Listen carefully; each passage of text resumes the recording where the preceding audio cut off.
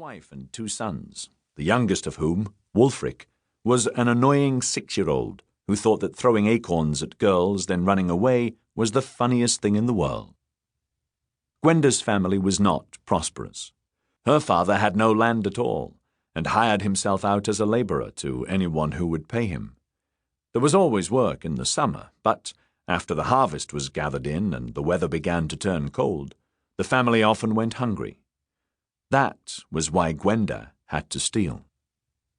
She imagined being caught, a strong hand grabbing her arm, holding her in an unbreakable grip while she wriggled helplessly, a deep, cruel voice saying, "Well, well, a little thief," the pain and humiliation of a whipping, and then, worst of all, the agony and loss as her hand was chopped off. Her father had suffered this punishment. At the end of his left arm was a hideous, wrinkled stump. He managed well with one hand. He could use a shovel, saddle a horse, and even make a net to catch birds. But all the same, he was always the last labourer to be hired in the spring, and the first to be laid off in the autumn. He could never leave the village and seek work elsewhere, because the amputation marked him as a thief, so that people would refuse to hire him. When travelling, he tied a stuffed glove to the stump, to avoid being shunned by every stranger he met, but that did not fool people for long. Gwenda had not witnessed Pa's punishment. It had happened before she was born, but she had often imagined it, and now she could not help thinking about the same thing happening to her.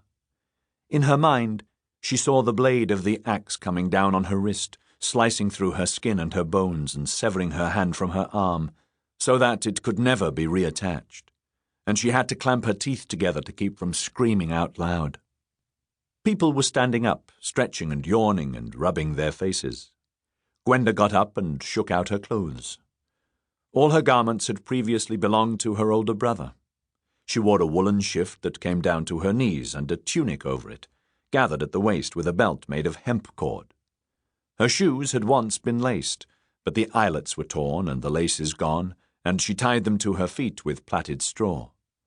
When she had tucked her hair into a cap made of squirrel tails, she had finished dressing. She caught her father's eye, and he pointed surreptitiously to a family across the way, a couple in middle age with 2 sons a little older than Gwenda. The man was short and slight, with a curly red beard. He was buckling on a sword, which meant he was a man-at-arms or a knight. Ordinary people were not allowed to wear swords. His wife was a thin woman with a brisk manner and a grumpy face. As Gwenda scrutinized them, Brother Godwin nodded respectfully and said, "Good morning, Sir Gerald, Lady Maud." Gwenda saw what had attracted her father's notice. Sir Gerald had a purse attached to his belt by a leather thong. The purse bulged. It looked as if it contained several hundred of the small, thin silver pennies, halfpennies, and farthings that were the English currency. As much money as Pa could earn in a year if he had been able to find employment. It would be more than enough to feed the family until the spring ploughing. The purse might even contain a few foreign gold coins, florins from Florence or ducats from Venice. Gwenda had a small knife in a wooden sheath hanging from a cord around her neck.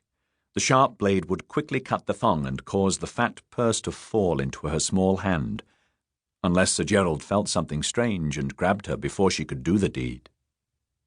Godwin raised his voice over the rumble of talk. "For the love of Christ, who teaches us charity, breakfast will be provided after the All-Hallows service," he said. "Meanwhile, there is pure drinking water in the courtyard fountain.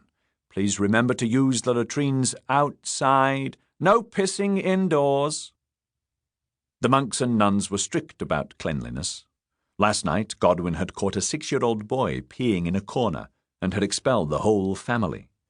Unless they had a penny for a tavern, they would have had to spend the cold October night shivering on the stone floor of the cathedral's north porch.